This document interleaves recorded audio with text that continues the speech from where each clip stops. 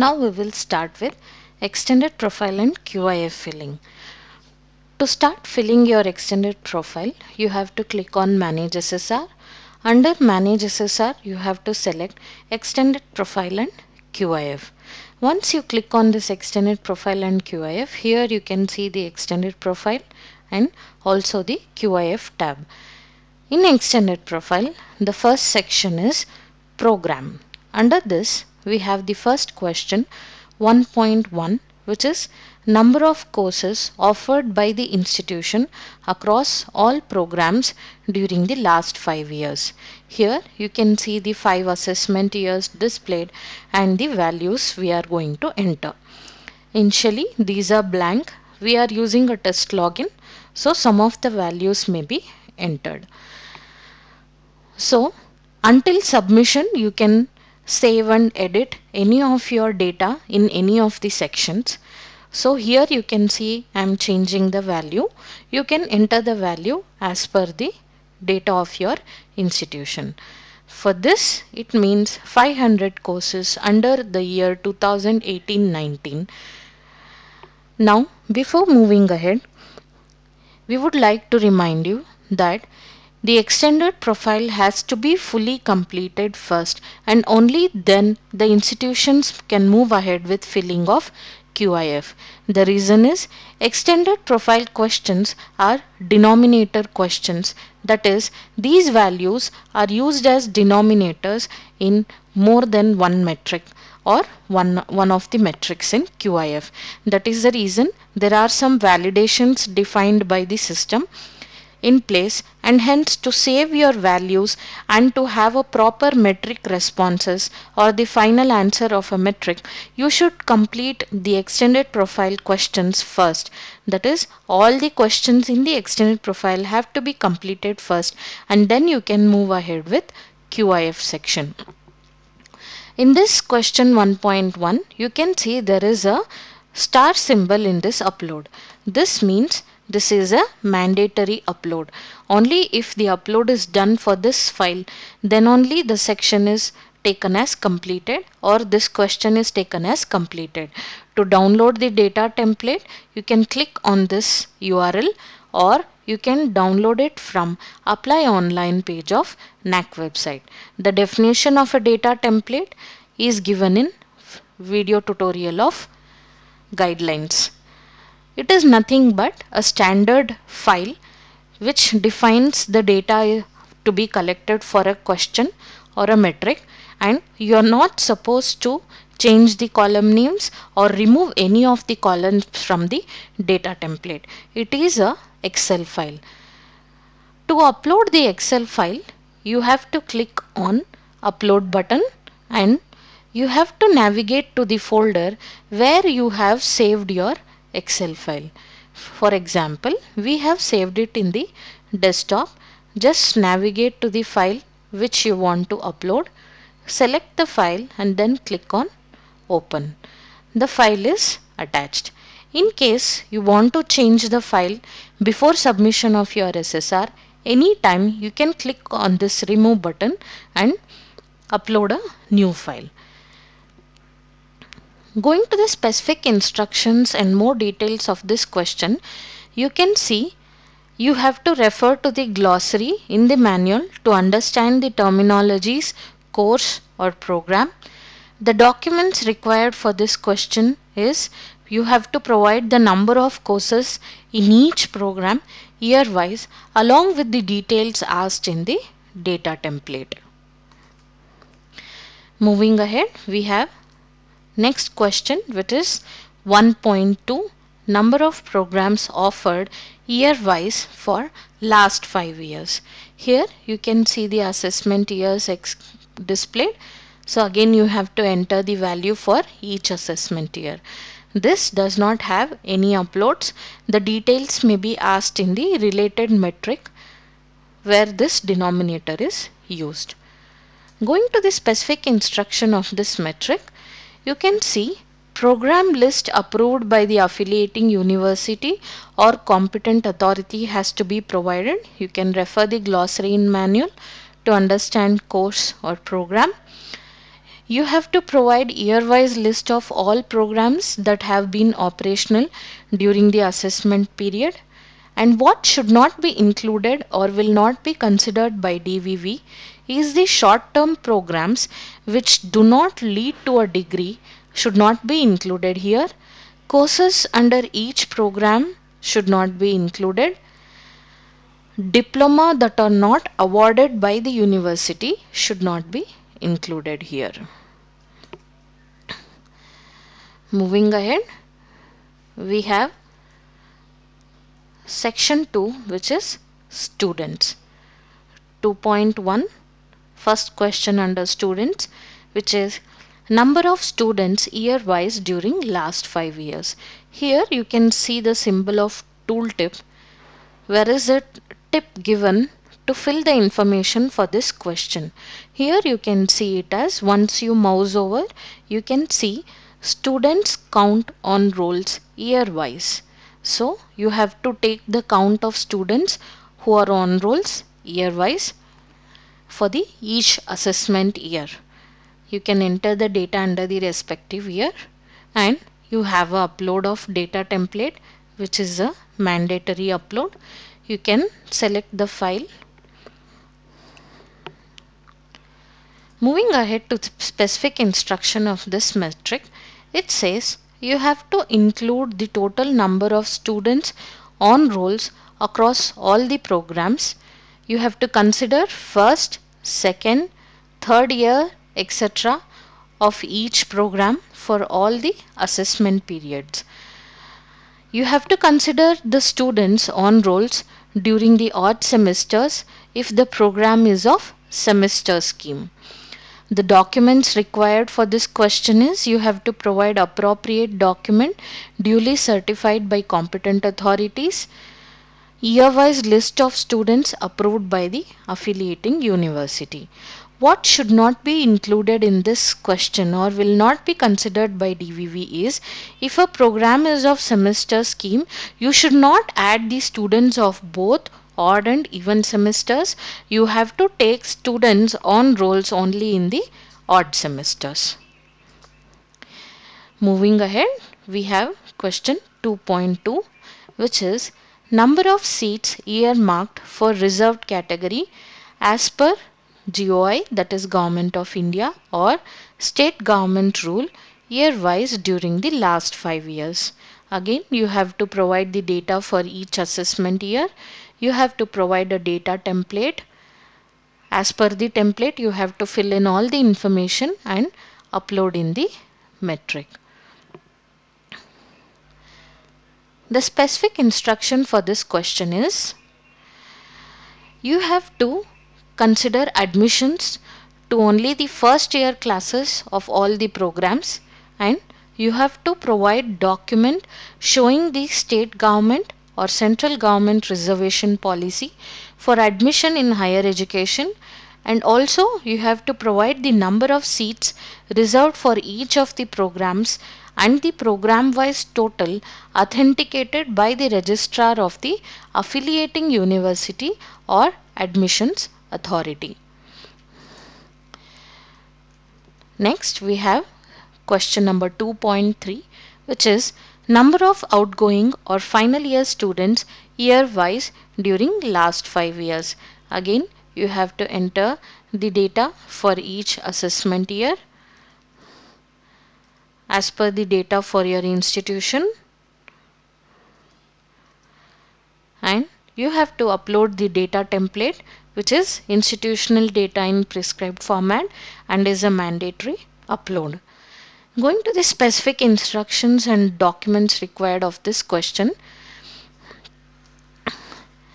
you can see you have to include all students eligible for registration for the final examination, the students admitted to the final year study of all programs for all the assessment years, and during DVV process you may be asked to provide the list of final year students of specific programs which is identified by DVV partner. This is done so that the DVV can verify the data claimed by you. We understand institutions have to provide huge data, and You cannot give the details of all the programs of all the students. Hence, the DVV partner will identify one of the specific programs for which you have to provide the list of all the final year students in the clarification process of DVV. The documents required for this question are: you have to provide authenticated document showing the number of outgoing or final year students in different programs during the assessment period. You have to provide the data separately for each program year wise. Moving ahead to next question. The section is 3 teachers. Under this we have 3.1, which is number of full-time teachers year wise during last 5 years. Again, you can enter the data as per the data of your institution.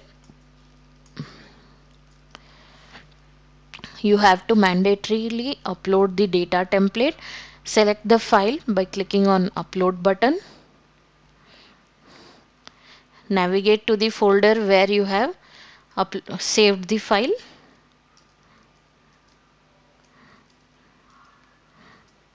And click on open. The file is uploaded. Going to the specific instructions and other details of this metric, you can see a full-time teacher is one who is employed for at least 90% of the normal or statutory number of hours of work during the year. And the documents required will be: you have to provide the list of all full-time teachers indicating the departmental affiliation during the assessment period year-wise, authenticated by the principal. What should not be included or will not be considered by DVV in this question is: a teacher employed only for a part of a year should not be included in the count, and inclusion of part-time or ad hoc or visiting faculty who are not taking at least 90% of the normal or statutory number of work hours should not be considered as a full-time teacher when you are counting in this metric. Moving ahead, we have question 3.2, which is number of sanctioned posts year wise during last 5 years. Again, you can provide the data as per your institution's count, that is the number of sanctioned posts you have for each year, and you also have to upload the data template by clicking on upload button.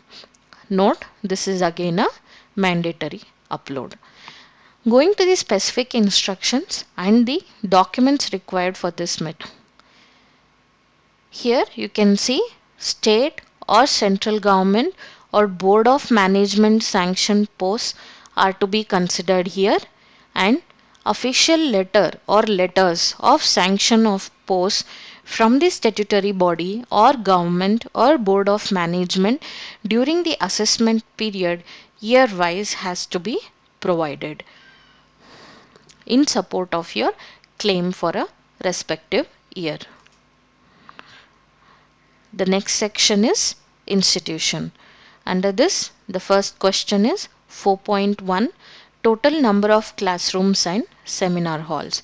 Here you have to provide the number as per the data of your institution. Going to the specific instruction and documents detail of this question, you can see all rooms used for academic purpose has to be considered, and geotagged photos of the classrooms has to be provided.